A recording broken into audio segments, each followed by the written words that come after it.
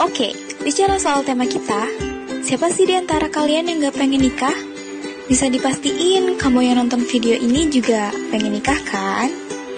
Eits, tapi di video ini aku gak ngebahas soal tips-tips nikah atau semacamnya.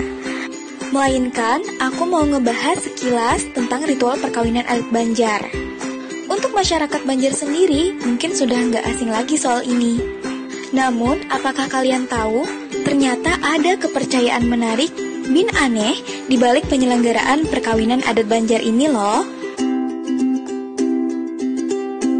Indonesia sebagai negara kepulauan emang gak lepas dari yang namanya tradisi.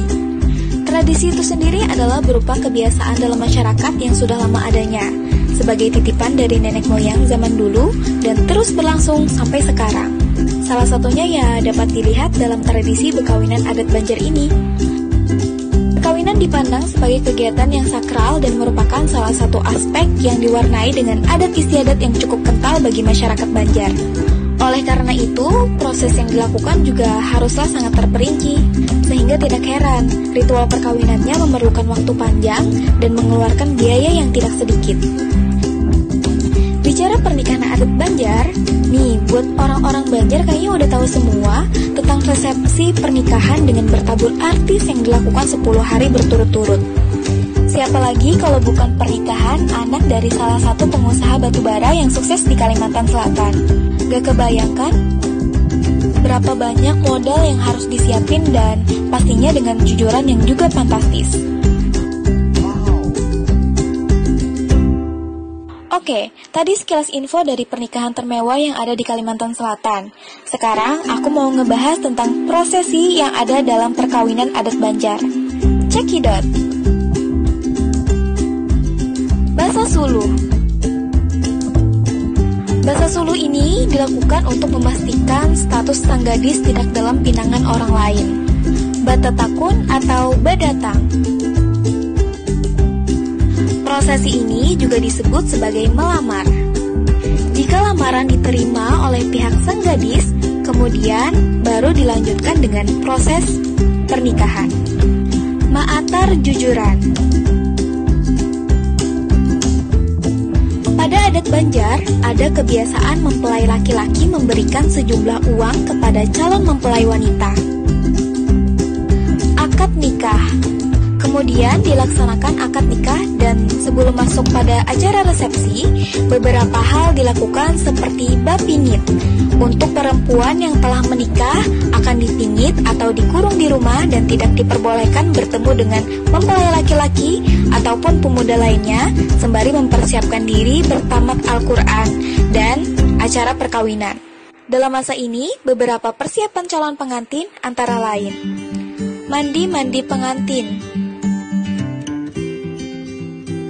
Pada tahapan ini, mempelai perempuan atau bersama mempelai laki-laki melakukan prosesi mandi di alam terbuka dengan menggunakan air yang sudah dicampur dengan berbagai macam bunga. Bapacar.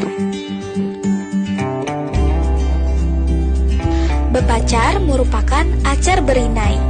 Kuku jari tangan dan kuku jari kaki wanita akan diberi inai berwarna merah sebagai simbol seorang pengantin. Batimung. Batimung yaitu membersihkan diri dengan cara berkurung di dalam gulungan tikar dan dihadapkan dengan air rebusan yang telah dicampur rempah-rempah wangi. Tujuan batimung ini untuk membuat tubuh pengantin menjadi segar dan wangi. Kepercayaan seputar perkawinan adat Banjar. Pada ritual perkawinan adat Banjar, terdapat istilah tabu yang berarti jangan atau pantangan, dan jangan kada atau yang diharuskan. Kepercayaan bulan Safar. Perspektif yang sangat melekat dari pemikiran orang-orang Banjar adalah tentang kepercayaan pada bulan Safar sebagai waktu di mana bala-bala atau suatu musibah itu banyak bertebaran. Maka dari itu, bulan Safar ini disebut sebagai bulan kesialan. Nah, pada pernikahan sangat tidak dianjurkan pada bulan ini. Kenapa? Karena masyarakat percaya jika melangsungkan pernikahan pada bulan Safar, Nanti rumah tangganya tidak akan tenang, perkawinan tersebut tidak bisa langgeng, menyebabkan KDRT, salah satu dari pasangan itu meninggal dunia, dan lain-lain. Meletakkan piduduk. Piduduk atau peletakan sesajen pada saat perkawinan ini sangat lumrah terjadi pada ritual perkawinan adat Banjar. Masyarakat Banjar memandang tradisi piduduk ini sebagai suatu persembahan untuk makhluk-makhluk halus yang datang atau diundang pada saat resepsi perkawinan. Biasanya, apabila piduduk ini tidak diberikan, maka yang terjadi adalah pengantin atau salah satu dari anggota keluarganya mengalami kesurupan. Maka dari itu, dianjurkan kepada pihak keluarga menyiapkan piduduk yang diantaranya berupa beras 3 liter, gula merah setangkup, telur ayam, benang dan jarum, dan kelapa yang sudah dibuang sabutnya. Biasanya piduduk ini diletakkan seperti di dekat atau di bawah pelaminan, atau kadang-kadang ada yang menempatkannya di bawah ranjang pengantin. Menghamburkan garam. Kegiatan menghamburkan garam ke sekeliling rumah yang bersangkutan dimaksudkan dan dipercayai agar pada hari H acara perkawinan tidak turun hujan dan prosesi perkawinan berjalan dengan lancar.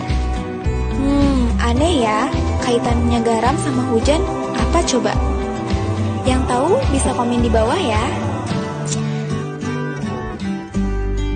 Jangan kawin baimbai. Kawin baimbai berarti terdapat dua pasang mempelai yang melangsungkan perkawinan secara bersamaan dengan saudara dalam satu acara perkawinan.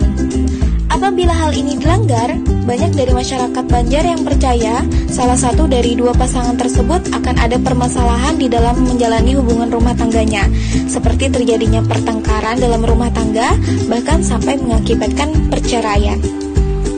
Jangan melangkahi pekakaan. Seorang adik tidak boleh mendahului kakaknya dalam melangsungkan perkawinan. Hal itu dilakukan agar tidak menimbulkan rasa malu dari kakaknya. Oke, semoga video kali ini menambah pengetahuan kita tentang tradisi yang ada di Indonesia, khususnya tradisi adat Banjar.